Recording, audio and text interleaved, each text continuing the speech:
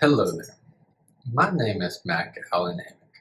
I'm here upon invitation to offer my services to help resolve the conflict of interest between Cricket Australia and Australia Cricketers Association.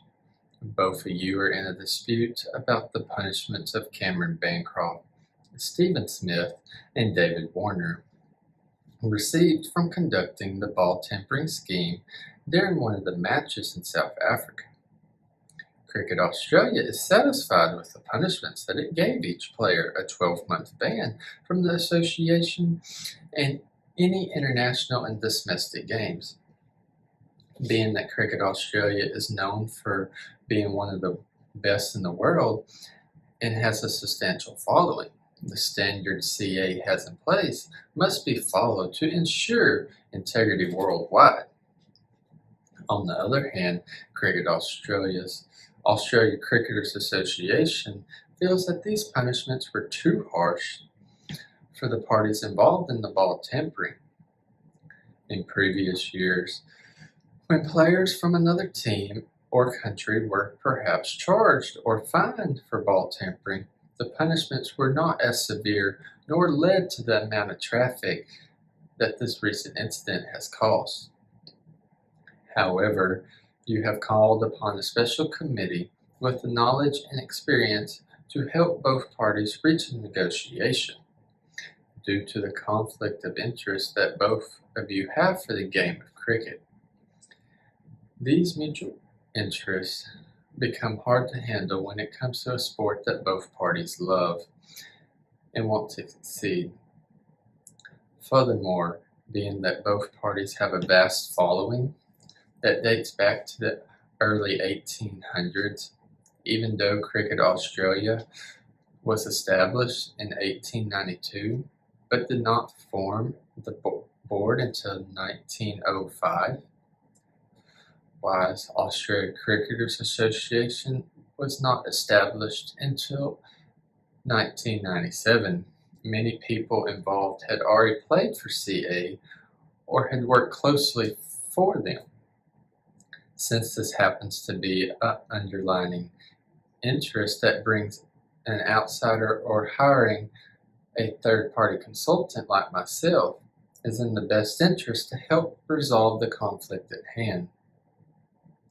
Like all other things in this world, the lack of excellent communication skills seems not to resolve any issue or make things better for either party.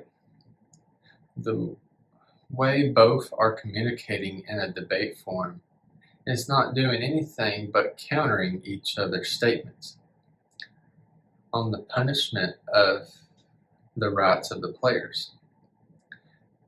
These are done in either letters or individual press conferences not involving both boards or representatives meeting together in one place to discuss each side views and come to an agreement as a whole for your country. When negotiating the conflict, since both parties have their board of directors, they need to incorporate a team negotiation concept, which is when the settlement consists of more than one person. Also can bring into a bit of integrative bargaining, because the Australian Cricket Association has many issues they would like to address since they formed this association to protect the rights of the players.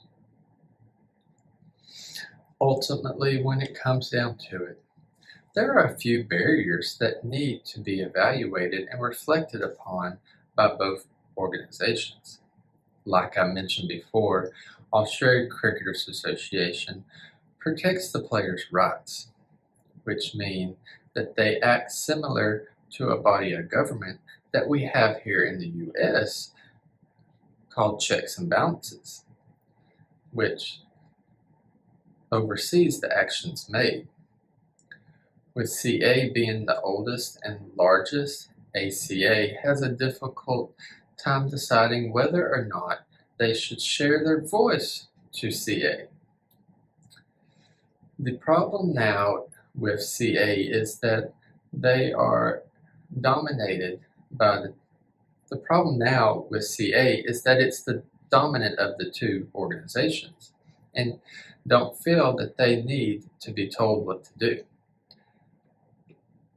However, removing both of these barriers helps both parties reach agreeable terms with CA, allowing ACA to balance them out for future decisions or conflicts to better the game and the players and help keep the country of Australia nobler worldwide. Thank you.